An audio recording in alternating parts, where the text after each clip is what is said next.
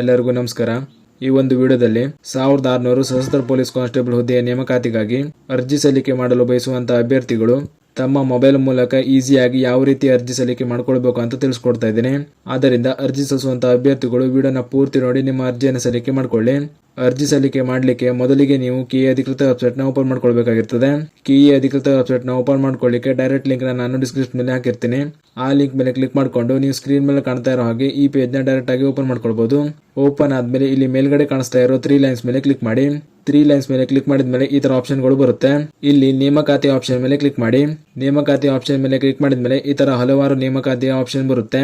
ಇಲ್ಲಿ ಮೇಲ್ಗಡೆ ಸಶಸ್ತ್ರ ಪೊಲೀಸ್ ಕಾನ್ಸ್ಟೇಬಲ್ 2026 ಅಂತ ಒಂದು ಆಪ್ಷನ್ ಇದೆ, ನೋಡ್ಕೊಳ್ಳಿ. ಕ್ಲಿಕ್ ಮಾಡಿದ್ಮೇಲೆ ಈ ತರ 2 ಆಪ್ಷನ್ಗಳು ಬರುತ್ತೆ.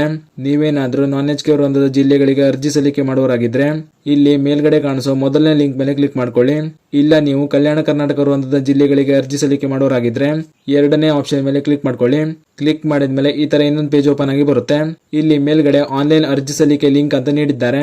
ಈ ಲಿಂಕ್ ಮೇಲೆ ಕ್ಲಿಕ್ ಮಾಡ್ಕೊಳ್ಳಿ. ಕ್ಲಿಕ್ ಮಾಡಿದ್ಮೇಲೆ ಈ ತರ ಇನ್ನೊಂದು ಪೇಜ್ ಓಪನ್ ಆಗಿ ಬರುತ್ತೆ. ಇಲ್ಲಿ ಅರ್ಜಿ ಸಲ್ಲಿಸುವಂತ ಪ್ರತಿಯೊಬ್ಬ ಅಭ್ಯರ್ಥಿಯು ಹೊಸ ಬಳಕೆದಾರ ಅನ್ನೋ ಆಪ್ಷನ್ ಮೇಲೆ ಕ್ಲಿಕ್ ಮಾಡಬೇಕಾಗಿರ್ತದೆ. ನ್ಯೂ ಯೂಸರ್ ಮೇಲೆ ಕ್ಲಿಕ್ ಮಾಡಿದ್ಮೇಲೆ ಈ ತರ ಇನ್ನೊಂದು ಪೇಜ್ ಓಪನ್ ಆಗಿ ಬರುತ್ತೆ. ಇಲ್ಲಿ ಮೊದಲಿಗೆ ನಿಮಗೆ ನೀವು ಕರ್ನಾಟಕ ರಾಜ್ಯದ ಕರ್ನಾಟಕ ಪರೀಕ್ಷಾ ಮಂಡಳಿ ನಡೆಸುವ SSLC ಪರೀಕ್ಷೆಯಲ್ಲಿ ತೆರಗಡೆಯಾಗಿರುವಿರಿ ಅಂತ ಕೇಳಿದ್ದಾರೆ.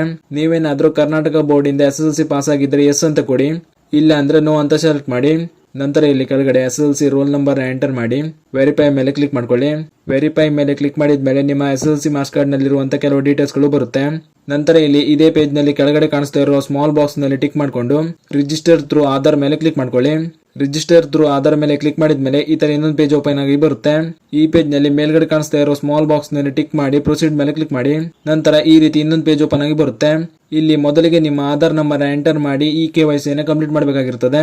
ಆದ್ದರಿಂದ ಆಧಾರ್ ಸಂಖ್ಯೆ ಅಂತ ಇರೋ ಜಾಗದಲ್ಲಿ ನಿಮ್ಮ ಆಧಾರ್ ನಂಬರ್ ಎಂಟರ್ ಮಾಡ್ಕೊಳ್ಳಿ.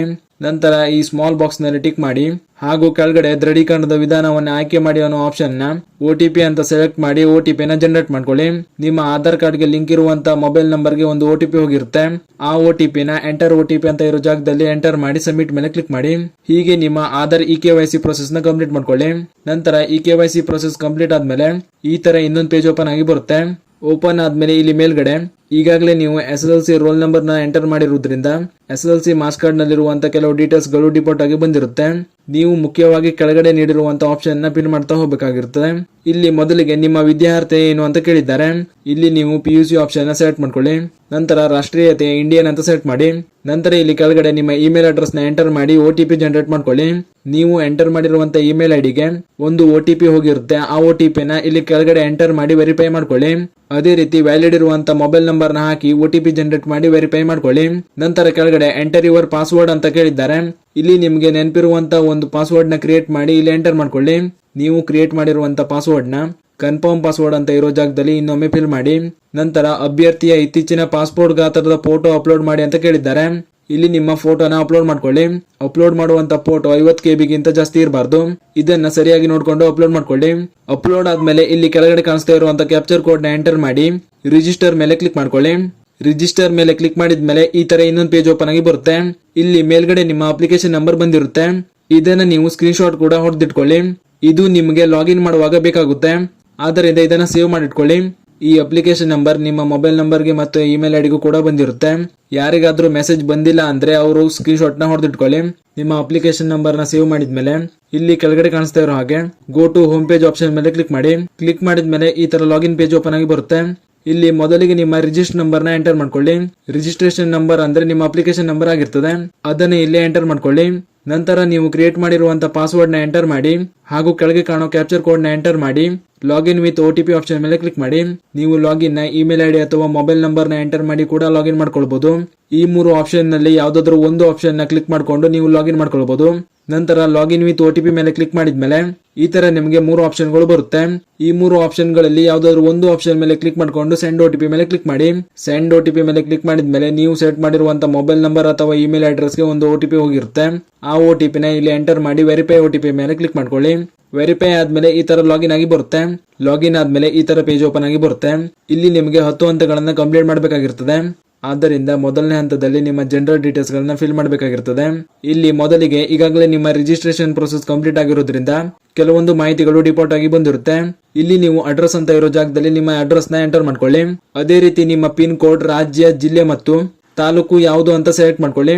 ನಂತರ ಈ ಕಡೆ ನಿಮ್ಮ ಧರ್ಮ ಯಾವುದು ಅಂತ ಕೇಳಿದ್ದಾರೆ. ಇಲ್ಲಿ ನಿಮ್ಮ ಧರ್ಮ ಯಾವುದು ಅಂತ ಸೆಲೆಕ್ಟ್ ಮಾಡ್ಕೊಳ್ಳಿ. ನಂತರ ಇದ್ರ ಕೆಳಗಡೆ ಮಾತೃಭಾಷೆ ಯಾವುದು ಅಂತ ಕೇಳಿದ್ದಾರೆ. ಅಲ್ಲಿ ನಿಮ್ಮ ಮಾತೃಭಾಷೆ ಯಾವುದು ಅಂತ ಸೆಲೆಕ್ಟ್ ಮಾಡ್ಕೊಳ್ಳಿ. ನಂತರ ಕೆಳಗಡೆ ಮೆರಿಟಲ್ ಸ್ಟೇಟಸ್ ನ ಕೇಳಿದ್ದಾರೆ. ಇದನ್ನ ಕೂಡ ಸೆಲೆಕ್ಟ್ ಮಾಡಿ ಸೇವ್ ಜನರಲ್ ಡೀಟೇಲ್ಸ್ ಮೇಲೆ ಕ್ಲಿಕ್ ಮಾಡಿ. ನಂತರ ಡೀಟೇಲ್ಸ್ ಗಳು ಸೇವ್ ಆದ್ಮೇಲೆ ನೆಕ್ಸ್ಟ್ ಮೇಲೆ ಕ್ಲಿಕ್ ಮಾಡಿ. ನಂತರ ಈ ರೀತಿ ಎರಡನೇ ಹಂತ ಓಪನ್ ಆಗಿ ಬರುತ್ತೆ. ಇಲ್ಲಿ ಮೇಲ್ಗಡೆ ಸೆಲೆಕ್ಟ್ ಕ್ವಾಲಿಫಿಕೇಶನ್ ಅಂತ ಕೇಳಿದ್ದಾರೆ. ನಿಮ್ಮ ಕ್ವಾಲಿಫಿಕೇಶನ್ ನ ಸೆಲೆಕ್ಟ್ ಮಾಡಿ. ಕ್ವಾಲಿಫಿಕೇಶನ್ ಸೆಲೆಕ್ಟ್ ಮಾಡಿದ್ಮೇಲೆ ಇಲ್ಲಿ ಕೆಳಗಡೆ ನಿಮ್ಮ PUC ಡೀಟೇಲ್ಸ್ ನ ಎಂಟರ್ ಮಾಡಬೇಕಾಗಿರುತ್ತದೆ. ಇದನ್ನ ನಿಮ್ಮ ಸೆಕೆಂಡ್ PUC ಮಾರ್ಕ್ಸ್ ಕಾರ್ಡ್ ನ ನೋಡಿ ಸರಿಯಾಗಿ ಫಿಲ್ ಮಾಡ್ಕೊಳ್ಳಿ. ನಂತರ ಇಲ್ಲಿ ಕೆಳಗಡೆ ನೀವು ಸೆಕೆಂಡ್ PUC ಅಲ್ಲಿ ಪಡೆದಿರುವಂತಹ ಅಂಕಗಳನ್ನ ಎಂಟರ್ ಮಾಡಬೇಕಾಗಿರುತ್ತದೆ. ನೀವು ಸೆಕೆಂಡ್ PUC ಅಲ್ಲಿ ಪಡೆದಿರುವಂತಹ ಅಂಕಗಳನ್ನ ಇಲ್ಲಿ ಎಂಟರ್ ಮಾಡಿದ್ಮೇಲೆ ಪರ್ಸೆಂಟೇಜ್ ಕ್ಯಾಲ್ಕುಲೇಷನ್ ಆಗಿ ಬರುತ್ತೆ.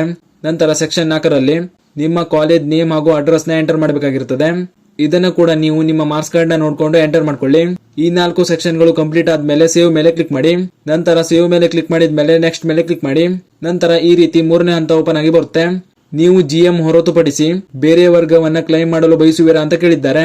ನೀವೇನಾದ್ರೂ ಜನರಲ್ ಕ್ಯಾಟಗರಿಯನ್ನ ಬಿಟ್ಟು ಬೇರೆ ಕ್ಯಾಟಗರಿಯಲ್ಲಿ ಅರ್ಜಿಯನ್ನು ಸಲ್ಲಿಕೆ ಮಾಡೋರಾಗಿದ್ರೆ ಎಸ್ ಅಂತ ಸೆಲೆಕ್ಟ್ ಮಾಡಿ. ಇಲ್ಲ ನೀವು ಜನರಲ್ ಕ್ಯಾಟಗರಿಯಲ್ಲಿ ಅರ್ಜಿಯನ್ನು ಸಲ್ಲಿಕೆ ಮಾಡೋರಾಗಿದ್ರೆ ಇಲ್ಲ ಅಂದ್ರೆ ನೋ ಅಂತ ಸೆಲೆಕ್ಟ್ ಮಾಡಿ. ಉಳಿದ ಕ್ಯಾಟಗರಿಯಲ್ಲಿ ಅರ್ಜಿ ಸಲ್ಲಿಕೆ ಮಾಡುವಂತಹ ಅಭ್ಯರ್ಥಿಗಳು ಅಂದ್ರೆ ಎಸ್ ಅಂತ ಸೆಲೆಕ್ಟ್ ಮಾಡುವಂತಹ ಅಭ್ಯರ್ಥಿಗಳಿಗೆ RD ನಂಬರ್ ನ ಕೇಳುತ್ತೆ. ಇಲ್ಲಿ ನಿಮ್ಮ ಕಾಸ್ಟ್ ಸರ್ಟಿಫಿಕೇಟ್ ನಂಬರ್ ನ RD ನಂಬರ್ ನ ಎಂಟರ್ ಮಾಡಬೇಕಾಗಿರುತ್ತದೆ. RD ನಂಬರ್ ನ ಎಂಟರ್ ಮಾಡಿದ್ಮೇಲೆ ಚೆಕ್ RD ನಂಬರ್ ಮೇಲೆ ಕ್ಲಿಕ್ ಮಾಡ್ಕೊಳ್ಳಿ. ಚೆಕ್ RD ನಂಬರ್ ಮೇಲೆ ಕ್ಲಿಕ್ ಮಾಡಿದ್ಮೇಲೆ ಈ ತರ ನಿಮ್ಮ ಕ್ಯಾಟಗರಿ ಸರ್ಟಿಫಿಕೇಟ್ ನಲ್ಲಿ ಇರುವಂತಹ ಡೀಟೇಲ್ಸ್ ಗಳು ಬರುತ್ತೆ. ನಂತರ ಇದ್ರ ಕೆಳಗಡೆ ನೀವು 371J ಕಲ್ಯಾಣ ಕರ್ನಾಟಕ ಮೀಸಲಾತಿಗೆ ಅರ್ಜಿ ಸಲ್ಲಿಸುತ್ತಿದ್ದೀರಾ ಅಂತ ಕೇಳಿದ್ದಾರೆ. ಇಲ್ಲಿ ನೀವೇನಾದ್ರೂ 371J ಕಲ್ಯಾಣ ಕರ್ನಾಟಕ ಮೀಸಲಾತಿ ಅಡಿ ಅರ್ಜಿಯನ್ನು ಸಲ್ಲಿಕೆ ಮಾಡೋರಾಗಿದ್ರೆ ಎಸ್ ಅಂತ ಕೊಡಿ. ಇಲ್ಲ ಅಂದ್ರೆ ನೋ ಅಂತ ಕೊಡಿ. ನಂತರ ಇದರ ಕೆಳಗಡೆ ನೀವು 1ನೇಯಿಂದ 10ನೇ ತರಗತಿವರೆಗೆ ಕರ್ನಾಟಕದ ಗ್ರಾಮೀಣ ಪ್ರದೇಶದಲ್ಲಿ ಓದಿದ್ದೀರಾ ಅಂತ ಕೇಳಿದ್ದಾರೆ. ನೀವೇನಾದ್ರೂ 1ನೇ ತರಗತಿಯಿಂದ 10ನೇ ತರಗತಿವರೆಗೆ ಗ್ರಾಮೀಣ ಪ್ರದೇಶದಲ್ಲಿ ವ್ಯಾಸಂಗ ಮಾಡಿದ್ರೆ ಅಂತ ಅಭ್ಯರ್ಥಿಗಳು ಎಸ್ ಅಂತ ಕೊಡಿ. ಇಲ್ಲ ಅಂದ್ರೆ ನೋ ಅಂತ ಸೆಲೆಕ್ಟ್ ಮಾಡಿ. ಅದೇ ರೀತಿ ನೀವು 1ನೇಯಿಂದ 10ನೇ ತರಗತಿವರೆಗೆ ಕನ್ನಡ ಮಾಧ್ಯಮದಲ್ಲಿ ಓದಿದ್ದೀರಾ ಅಂತ ಕೇಳಿದ್ದಾರೆ. ನೀವೇನಾದ್ರೂ 1ನೇ ತರಗತಿಯಿಂದ 10ನೇ ತರಗತಿವರೆಗೆ ಕನ್ನಡ ಮಾಧ್ಯಮದಲ್ಲಿ ವ್ಯಾಸಂಗ ಮಾಡಿದ್ರೆ ಅಂತ ಅಭ್ಯರ್ಥಿಗಳು ಎಸ್ ಅಂತ ಕೊಡಿ. ಇಲ್ಲ ಅಂದ್ರೆ ನೋ ಅಂತ ಸೆಲೆಕ್ಟ್ ಮಾಡಿ. ನಂತರ ಕೆಳಗಡೆ ನೀವು ಯೋಜನಾ ನಿರಾಶ್ರಿತ ಅಭ್ಯರ್ಥಿ ಅಂತ ಕೇಳಿದ್ದಾರೆ. ಇದು ಕೂಡ ನೀವೇನಾದ್ರೂ PDP ಅಭ್ಯರ್ಥಿ ಆಗಿದ್ರೆ ಎಸ್ ಅಂತ ಸೆಲೆಕ್ಟ್ ಮಾಡಿ. ಇಲ್ಲ ಅಂದ್ರೆ ನೋ ಅಂತ ಸೆಲೆಕ್ಟ್ ಮಾಡಿ. ಈ 5 ಆಪ್ಷನ್ ಗಳನ್ನ ಸೆಲೆಕ್ಟ್ ಮಾಡಿದ್ಮೇಲೆ ನೆಕ್ಸ್ಟ್ ಮೇಲೆ ಕ್ಲಿಕ್ ಮಾಡಿ. ನೆಕ್ಸ್ಟ್ ಮೇಲೆ ಕ್ಲಿಕ್ ಮಾಡಿದ್ಮೇಲೆ ಇಲ್ಲಿ ಮೇಲ್ಗಡೆ ಕಾಣಿಸ್ತಾ ಇರೋ ಹಾಗೆ ನೀವು ಅರಣ್ಯ ಪ್ರದೇಶದ ಬುಡಕಟ್ಟು ಅಭ್ಯರ್ಥಿ ಅಂತ ಕೇಳಿದ್ದಾರೆ. ಇದು ಕೂಡ ನೀವು ಕ್ಲೈಮ್ ಮಾಡೋರಾಗಿದ್ರೆ ಎಸ್ ಅಂತ ಕೊಡಿ. ಇಲ್ಲ ಅಂದ್ರೆ ನೋ ಅಂತ ಕೊಡಿ. ನಂತರ ಸೆಕ್ಷನ್ 2 ಅಲ್ಲಿ ನಿಮ್ಮ ಎತ್ತರ ಮತ್ತು ಚೆಸ್ಟ್ ಅಳತೆಯನ್ನ ಎಂಟರ್ ಮಾಡಬೇಕಾಗಿರ್ತದೆ. ಇದನ್ನ ಎಂಟರ್ ಮಾಡ್ಕೊಳ್ಳಿ. ನಂತರ ಸೆಕ್ಷನ್ 3 ಅಲ್ಲಿ ನೀವು ರಾಜ್ಯ ಅಥವಾ ಕೇಂದ್ರ ಸರ್ಕಾರಿ ಸೇವಕರಾಗಿದ್ದೀರಾ ಅಂತ ಕೇಳಿದ್ದಾರೆ. ಇಲ್ಲಿ ನೀವೇನಾದ್ರೂ ರಾಜ್ಯ ಅಥವಾ ಕೇಂದ್ರ ಸರ್ಕಾರ ಕೆಲಸದಲ್ಲಿ ಇದ್ರೆ ಅಂತ ಅಭ್ಯರ್ಥಿಗಳು ಎಸ್ ಅಂತ ಸೆಲೆಕ್ಟ್ ಮಾಡಿ. ಇಲ್ಲ ಅಂದ್ರೆ ನೋ ಅಂತ ಸೆಲೆಕ್ಟ್ ಮಾಡಿ. ಈ 3 ಸೆಕ್ಷನ್ ಗಳನ್ನ ಕಂಪ್ಲೀಟ್ ಮಾಡಿದ್ಮೇಲೆ ಸೇವ್ ಮೇಲೆ ಕ್ಲಿಕ್ ಮಾಡಿ ಹಾಗೂ ನೆಕ್ಸ್ಟ್ ಮೇಲೆ ಕ್ಲಿಕ್ ಮಾಡ್ಕೊಳ್ಳಿ. ನೆಕ್ಸ್ಟ್ ಮೇಲೆ ಕ್ಲಿಕ್ ಮಾಡಿದ್ಮೇಲೆ ಈ ಹಂತದಲ್ಲಿ ನೀವು KA, KPSC ಅಥವಾ ಇತರೆ ಯಾವುದೇ ಪರೀಕ್ಷಾ ಪ್ರಾಧಿಕಾರದಿಂದ ಕಡ್ಡಾಯ ಕನ್ನಡ ಪರೀಕ್ಷೆಯಲ್ಲಿ ಉತ್ತೀರ್ಣರಾಗಿದ್ದೀರಿ ಅಂತ ಕೇಳಿದ್ದಾರೆ.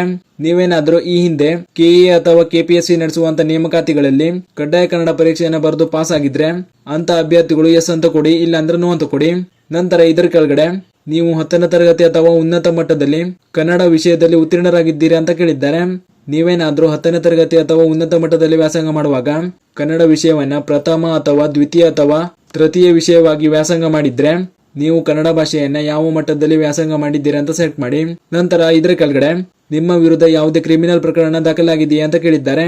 ಅದೇ ರೀತಿ ನೀವು ಎಂದಾದರೂ ಯಾವುದೇ ಪ್ರಾಧಿಕಾರದಿಂದ ಯಾವುದೇ ಪರೀಕ್ಷೆಯಿಂದ ನಿಷೇಧಿಸಲ್ಪಟ್ಟಿದ್ದೀರಾ ಅಂತ ಕೇಳಿದ್ದಾರೆ. ಇಲ್ಲಿ ಕೂಡ ಎಸ್ ಆರ್ ನೋ ಅಂತ ಸೆಲೆಕ್ಟ್ ಮಾಡಬೇಕಾಗಿರ್ತದೆ. ಇದನ್ನ ಸರಿಯಾಗಿ ನೋಡ್ಕೊಂಡು ಸೆಲೆಕ್ಟ್ ಮಾಡ್ಕೊಳ್ಳಿ. ಈ ಎಲ್ಲಾ ಡೀಟೇಲ್ಸ್ ಗಳನ್ನ ಫಿಲ್ ಮಾಡಿದ್ಮೇಲೆ ನೆಕ್ಸ್ಟ್ ಮೇಲೆ ಕ್ಲಿಕ್ ಮಾಡಿ. ನೆಕ್ಸ್ಟ್ ಮೇಲೆ ಕ್ಲಿಕ್ ಮಾಡಿದ್ಮೇಲೆ ಇಲ್ಲಿ ನಿಮ್ಮ ಫೋಟೋ, ಸಿಗ್ನೇಚರ್ ಹಾಗೂ ಥಂಬ್ ಇಂಪ್ರೆಷನ್ ನ ಅಪ್ಲೋಡ್ ಮಾಡಬೇಕಾಗಿರ್ತದೆ. ಈ 3 ದಾಖಲೆಗಳನ್ನ ಸರಿಯಾಗಿ ರೆಡಿ ಮಾಡ್ಕೊಂಡು ಅಪ್ಲೋಡ್ ಮಾಡ್ಕೊಳ್ಳಿ. ಈ 3 ದಾಖಲೆಗಳನ್ನ ಅಪ್ಲೋಡ್ ಮಾಡಿದ್ಮೇಲೆ ನೆಕ್ಸ್ಟ್ ಮೇಲೆ ಕ್ಲಿಕ್ ಮಾಡಿ.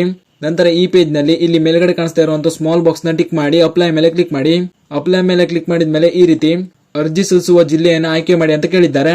ನೀವು ಯಾವ ಜಿಲ್ಲೆಗೆ ಅರ್ಜಿಯನ್ನು ಸಲ್ಲಿಕೆ ಮಾಡಬೇಕು ಅಂತ ಬಯಸ್ತೀರೋ ಆ ಜಿಲ್ಲೆಯನ್ನ ಇಲ್ಲಿ ಸೆಲೆಕ್ಟ್ ಮಾಡಿ ಹಾಗೂ ಸಬ್ಮಿಟ್ ಮೇಲೆ ಕ್ಲಿಕ್ ಮಾಡಿ. ಸಬ್ಮಿಟ್ ಆದ್ಮೇಲೆ ನೆಕ್ಸ್ಟ್ ಪೇಜ್ ಮೇಲೆ ಕ್ಲಿಕ್ ಮಾಡಿ. ನಂತರ ಈ ಹಂತದಲ್ಲಿ ಈಗಾಗಲೇ ನೀವು ಈ ಎಲ್ಲಾ ಹಂತಗಳಲ್ಲಿ ನೀಡಿರುವಂತಹ ಮಾಹಿತಿಯನ್ನ ಇನ್ನೊಮ್ಮೆ ಚೆಕ್ ಮಾಡ್ಕೊಳ್ಬೇಕು ಅಂದ್ರೆ ಇಲ್ಲಿ ಮೇಲ್ಗಡೆ ಕಾಣಿಸ್ತಾ ಇರುವಂತ ಡ್ರಾಫ್ಟ್ ಪ್ರಿಂಟ್ ಅಪ್ಲಿಕೇಶನ್ ಮೇಲೆ ಕ್ಲಿಕ್ ಮಾಡ್ಕೊಳ್ಳಿ. ಇದ್ರ ಮೇಲೆ ಕ್ಲಿಕ್ ಮಾಡಿದ ಮೇಲೆ ನಿಮ್ಮ ಅಪ್ಲಿಕೇಶನ್ ಡ್ರಾಫ್ಟ್ ಓಪನ್ ಆಗಿ ಬರುತ್ತೆ. ಇಲ್ಲಿ ನೀವು ಎಲ್ಲಾ ಡೀಟೇಲ್ಸ್ ಗಳನ್ನ ಸರಿಯಾಗಿ ಫಿಲ್ ಮಾಡಿದ್ದೀರಾ ಅಂತ ನೋಡ್ಕೊಳ್ಳಿ. ನೀವು ಅಪ್ಲಿಕೇಶನ್ ನಲ್ಲಿ ನೀಡಿರುವಂತ ಎಲ್ಲಾ ಡೀಟೇಲ್ಸ್ ಗಳು ಸರಿಯಾಗಿದೆ ಅಂತ ಅನ್ಸಿದ್ಮೇಲೆ ಇಲ್ಲಿ ಕೆಳಗಡೆ ಕಾಣಿಸ್ತಾ ಇರುವಂತ ಸ್ಮಾಲ್ ಬಾಕ್ಸ್ ಮೇಲೆ ಟಿಕ್ ಮಾಡ್ಕೊಂಡು ಸಬ್ಮಿಟ್ ಡಿಕ್ಲರೇಷನ್ ಆಪ್ಷನ್ ಮೇಲೆ ಕ್ಲಿಕ್ ಮಾಡ್ಕೊಳ್ಳಿ. ಅರ್ಜಿ ಸಲ್ಲಿಸುವಂತ ಎಲ್ಲಾ ಅಭ್ಯರ್ಥಿಗಳಿಗೆ ಪ್ರಮುಖವಾಗಿ ಹೇಳೋದೇನೆಂದ್ರೆ, ನೀವು ಈ ಫೈನಲ್ ಡಿಕ್ಲರೇಷನ್ ನ ಕೊಡೋಕ್ಕಿಂತ ಮುಂಚೆ ನೀವು ಸಲ್ಲಿಸಿರುವಂತ ಎಲ್ಲಾ ಡೀಟೇಲ್ಸ್ ಗಳು ಸರಿಯಾಗಿದೆ ಅಂತ ನೋಡ್ಕೊಳ್ಳಿ. ನೀವು ಫೈನಲ್ ಸಬ್ಮಿಟ್ ಮಾಡಿದ ನಂತರ ನೀವು ಸಲ್ಲಿಸಿರುವಂತ ಯಾವುದೇ ಡೀಟೇಲ್ಸ್ ನ ಎಡಿಟ್ ಮಾಡ್ಕೊಳಕ್ಕಾಗಲ್ಲ. ಆದ್ದರಿಂದ ಫೈನಲ್ ಸಬ್ಮಿಟ್ ಮಾಡೋಕ್ಕಿಂತ ಮುಂಚೆನೆ ನೀವು ಸಲ್ಲಿಸಿರುವಂತ ಡೀಟೇಲ್ಸ್ ಗಳನ್ನ 1 ಅಥವಾ 2 ಬಾರಿ ನೋಡ್ಕೊಂಡೆ ಆಮೇಲೆ ನಿಮ್ಮ ಫೈನಲ್ ಸಬ್ಮಿಟ್ ನ ಮಾಡ್ಕೊಳ್ಳಿ. ಸಬ್ಮಿಟ್ ಆದ್ಮೇಲೆ ನಿಮ್ಮ ಅಪ್ಲಿಕೇಶನ್ ಫೀ ಪೇಮೆಂಟ್ ನ ಮಾಡ್ಕೊಳ್ಬೇಕಾಗಿರ್ತದೆ. ಅದಕ್ಕಾಗಿ ನಿಮ್ಮ ಕೆಟಗರಿಗೆ ನಿಗದಿ ಮಾಡಿರುವಂತ ಫೀ ಪೇಮೆಂಟ್ ಎಷ್ಟು ಅಂತ ಇಲ್ಲಿ ಶೋ ಆಗುತ್ತೆ. ಇಲ್ಲಿ ಕೆಳಗಡೆ ಕ್ಲಿಕ್ ಟು ಮೇಕ್ ಪೇಮೆಂಟ್ ಅಂತ ಒಂದು ಆಪ್ಷನ್ ಇದೆ, ಅದರ ಮೇಲೆ ಕ್ಲಿಕ್ ಮಾಡ್ಕೊಳ್ಳಿ. ಕ್ಲಿಕ್ ಮಾಡಿದ್ಮೇಲೆ ನಿಮ್ಮ ಅಪ್ಲಿಕೇಶನ್ ಪೇಮೆಂಟ್ ನ ಕಂಪ್ಲೀಟ್ ಮಾಡ್ಕೊಳ್ಳಿ. ಫೀ ಪೇಮೆಂಟ್ ಕಂಪ್ಲೀಟ್ ಆದ್ಮೇಲೆ ಇಲ್ಲಿ ಮೇಲ್ಗಡೆ 10ನೇ ಹಂತದಲ್ಲಿ ಅಪ್ಲಿಕೇಶನ್ ಪ್ರಿಂಟ್ ಅಂತ ಒಂದು ಆಪ್ಷನ್ ಇದೆ, ಅದರ ಮೇಲೆ ಕ್ಲಿಕ್ ಮಾಡಿಕೊಂಡು ನಿಮ್ಮ ಅಪ್ಲಿಕೇಶನ್ ಪ್ರಿಂಟ್ ಔಟ್ ಅನ್ನು ತಕ್ಕೊಳ್ಬಹುದು. ಹೀಗೆ ನೀವು ಈಸಿಯಾಗಿ ನಿಮ್ಮ ಮೊಬೈಲ್ ನಲ್ಲಿಯೇ ನಿಮ್ಮ ಸಶಸ್ತ್ರ ಪೊಲೀಸ್ ಕಾನ್ಸ್ಟೇಬಲ್ ಹುದ್ದೆಯ ಆನ್ಲೈನ್ ಅಪ್ಲಿಕೇಶನ್ ನ ಕಂಪ್ಲೀಟ್ ಮಾಡ್ಕೊಳ್ಬಹುದಾಗಿರ್ತದೆ. ನಿಮಗೇನಾದ್ರೂ ಯಾವುದೇ ಹಂತದಲ್ಲಿ ಡೌಟ್ ಇದ್ರೆ ನಮಗೆ ಕಮೆಂಟ್ ಮೂಲಕ ತಿಳಿಸಿ. ಹಾಗೂ ಈ ಒಂದು ವಿಡಿಯೋನ ಈ ಒಂದು ನೇಮಕಾತಿಗೆ ಅರ್ಜಿ ಸಲ್ಲಿಕೆ ಮಾಡಬೇಕು ಅಂತ ಇರುವಂತ ನಿಮ್ಮ ಸ್ನೇಹಿತರಿಗೂ ಶೇರ್ ಮಾಡಿ, ಅವರು ಕೂಡ ತಿಳಿಸಿ. ಹಾಗೂ ಇದೇ ರೀತಿ ಮುಂಬರುವಂತ ಮಾಹಿತಿಗಳಿಗಾಗಿ ಚಾನಲ್ ನ ಸಬ್ಸ್ಕ್ರೈಬ್ ಮಾಡಿ ಅಂತ ಹೇಳ್ತಾ ಈ ವಿಡಿಯೋನ ಇಲ್ಲಿಗೆ ಮುಗಿಸ್ತಾ ಇದ್ದೀನಿ. ಧನ್ಯವಾದಗಳು.